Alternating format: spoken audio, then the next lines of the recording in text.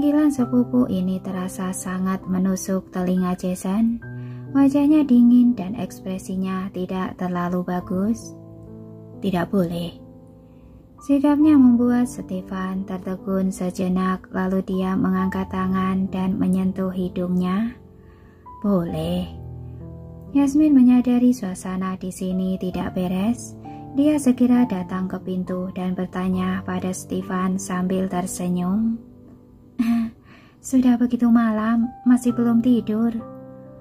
Aku sedikit lapar dan ingin bertanya, apa ada yang bisa dimakan? Jawab Stefan. Saat bicara, matanya menatap Yasmin dan Jason lalu mundur 2 langkah. Kalau begitu, aku pergi dulu. Yasmin, kalau ada apa-apa, panggil aku kapan saja. Yasmin mengangguk. Baiklah, terima kasih. Jason segera menutup pintu. Stefan berdiri di depan pintu kamarnya beberapa saat sebelum kembali ke kamar. Dia mengerutkan kening dengan ekspresi serius di wajahnya. Seorang kakak sepupu sangat peduli pada adik sepupunya, bahkan mengikutinya sampai sejauh ini. Mengingat Yasmin pernah kabur dari rumah sebelumnya, Stefan merasa ada yang tidak beres dengan Jason. Yasmin duduk di sofa ruang tamu. Jason berjalan ke arahnya dan memegang tangannya dengan kuat untuk melihatnya. Kalau dulu aku menamparmu, kamu pasti sudah sangat marah sampai menamparku 10 kali. Kenapa? Kemana perginya amarahmu? Yasmin bertanya pada Jason sambil mencibir. Jason meliriknya. Kamu membuat aku semarah apapun. Aku tidak pernah memukulmu kan? Apa menurutmu aku seperti orang yang melakukan kekerasan dalam rumah tangga? Yasmin mendengus. Jason tidak mempedulikannya. Dia mencubit radang dingin di tangannya dan berkata, gunakan jarum untuk menusuk titik merah di mana jarimu mengalami radang dingin. Iya, darah di dalamnya sudah nekrotik dan tidak bisa bersirkulasi. Jawab Yasmin. Jason mencubitnya dengan keras beberapa kali pada area yang mengalami radang dingin. Kulit non-nekrotik menjadi putih, sedangkan pada area nekrotik terdapat bintik-bintik merah di dalamnya. Dia mengeluarkan jarum, mensterilkannya dan menyeka tangan Yasmin dengan alkohol disinfektan. Sebelum mengambil jarumnya dan menarik nafas pelan, obatnya tidak mempan. Dia masih tidak bisa melakukannya. Tangan Yasmin putih dan lembut akan sangat menyakitkan untuk menusukkan jarum akupuntur secara langsung. Gatal sekali, cepatlah, desak Yasmin. Jason hanya bisa menempelkan jarum ke tangannya secara perlahan dengan wajah serius, lalu memasukkannya dengan lembut. Begitu kulit tertusuk, dia dengan gugup bertanya kepada Yasmin, apa sakit? Pergi saja kalau kamu tidak bisa melakukannya. Menyebalkan. Yasmin dibuat kesal oleh gerakannya yang lambat. Jason hanya bisa terus menusuk. Ketika hampir selesai, Yasmin berkata, berhenti. Jason segera mencabut jarumnya. Darah merah keluar. Jason mengerutkan kening untuk melihatnya. Setelah Yasmin meremasnya beberapa kali, dia meminta Jason untuk melanjutkan. Salep tidak akan berhasil. Tanganmu banyak sekali terkena radang dingin. Bukankah ini perlu puluhan tusukan? Jason bertanya pada Yasmin. Bagaimana kalau besok kamu mencoba? Bagaimana rasanya kondisi tangan yang terkena radang dingin di malam hari? Kalau tidak tahu penderitaanku, jangan banyak bicara. Yasmin ingin meninju Jason 2 kali. Selanjutnya Jason hanya bisa menahan perasaan tidak tega yang dia rasakan terhadap Yasmin dan menusuknya satu persatu. Setelah selesai, Yasmin mengoleskan salep dan berkata, aku merasa jauh lebih baik.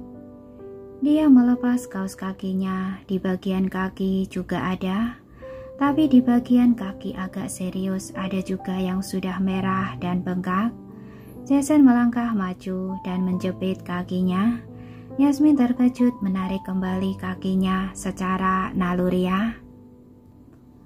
Jason memegang kakinya erat-erat dan mengangkat matanya untuk menatap Yasmin. Kaki tidak bisa melakukannya begitu saja.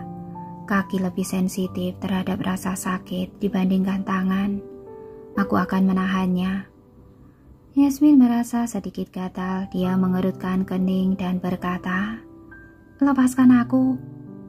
Jason memegangi kakinya dan duduk di sofa, memegang bagian jari kakinya yang merah dan bengkak, lalu berkata dengan suara dingin, "Cukup meremasnya.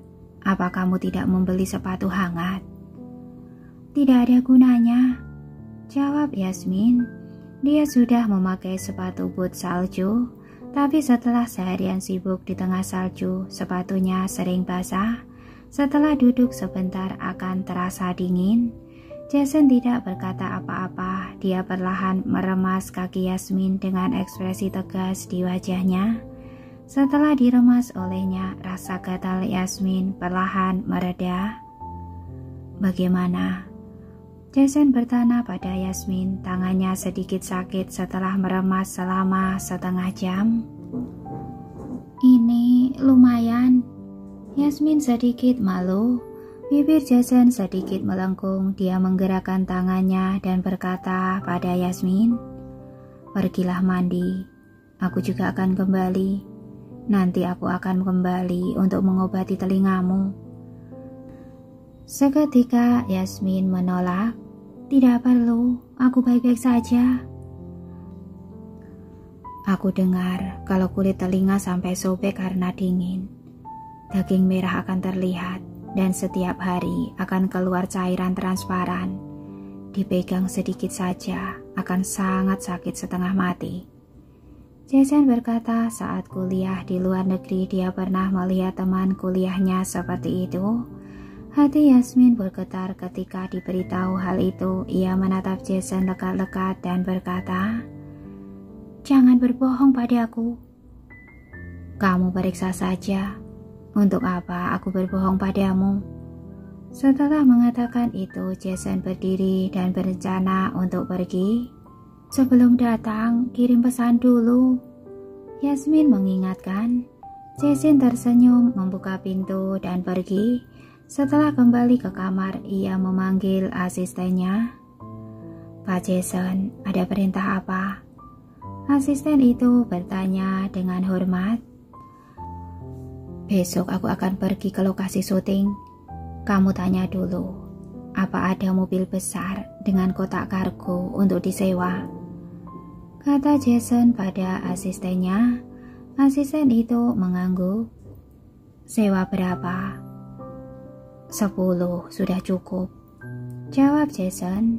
"Sekalian periksa generator, sewa 10 juga." Asisten segera melakukannya. Saat Jason pergi ke kamar Yasmin kali ini, dia jauh lebih berhati-hati dari sebelumnya. Keduanya tidur di ranjang yang sama. Jason mencubit telinga Yasmin, meremasnya dengan lembut, dan Yasmin perlahan tertidur. Keesokan paginya, Yasmin bangun dan jogging bersama Stefan. Keduanya berjalan berdampingan. Stefan bertanya kepada Yasmin dengan suara pelan, "Aku ingin menanyakan pertanyaan serius." "Apa?" Yasmin menoleh ke arahnya.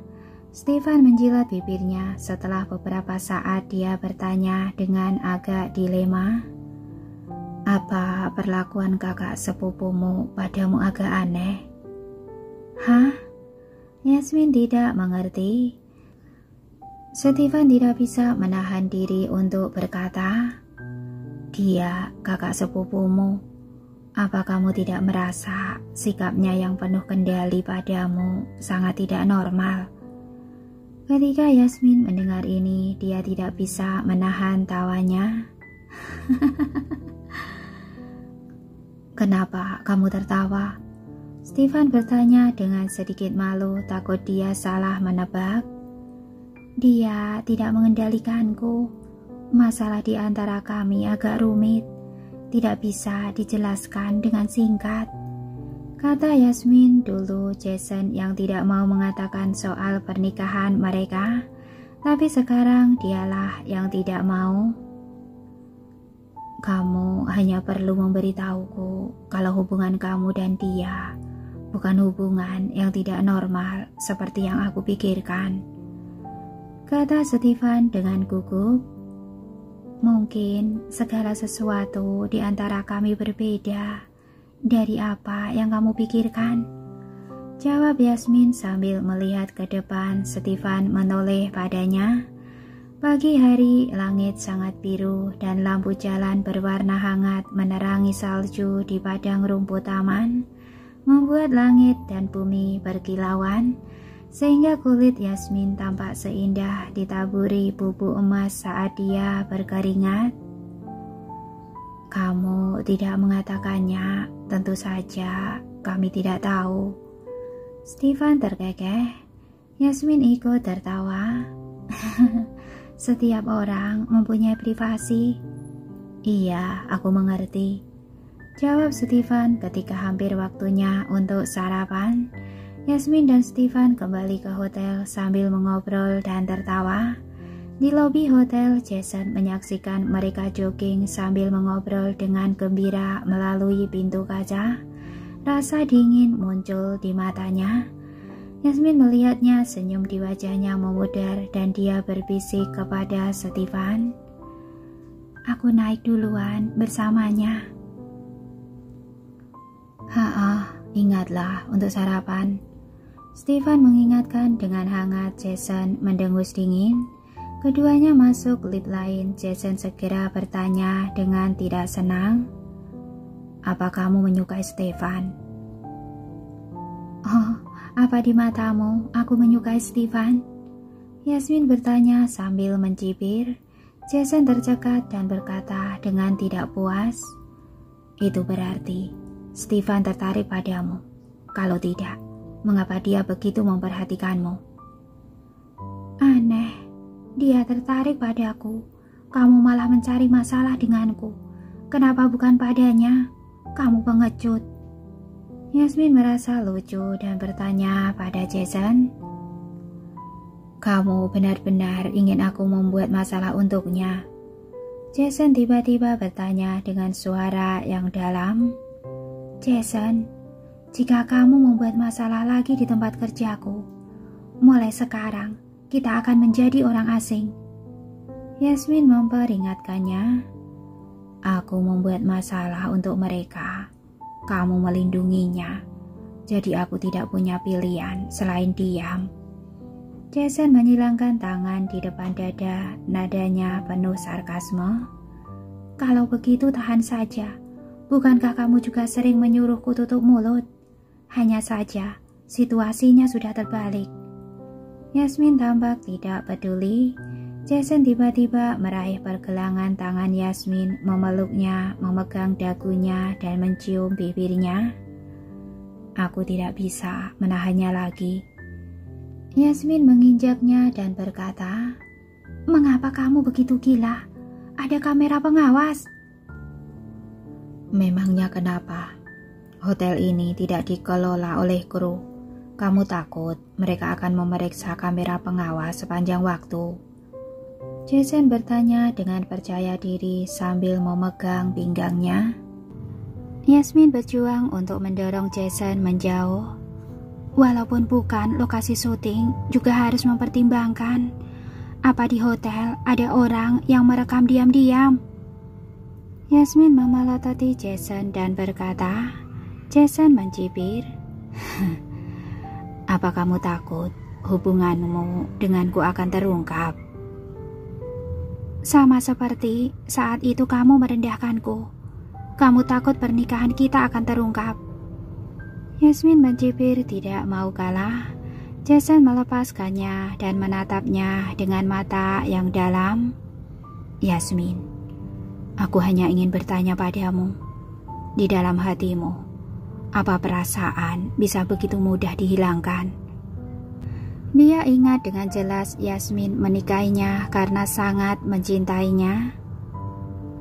Bagaimana jika aku mengatakan, aku menyesal telah menyukaimu dan menikahimu? Sejak nenekmu menggunakan obat bius padaku, aku sangat menyesalinya. Kamu bisa meninggalkanku demi Joanna, dan bisa meninggalkanku demi diri nenek. Aku selalu menjadi orang yang kamu tinggalkan. Yasmin berkata sambil tersenyum mencela diri sendiri. Jason terdiam cukup lama lalu memandang Yasmin dan berkata, Yasmin, coba kalau kamu yang ada di sisiku, apa kamu akan meninggalkan orang yang membesarkanmu? Jadi, apa salahnya aku menyerah padamu?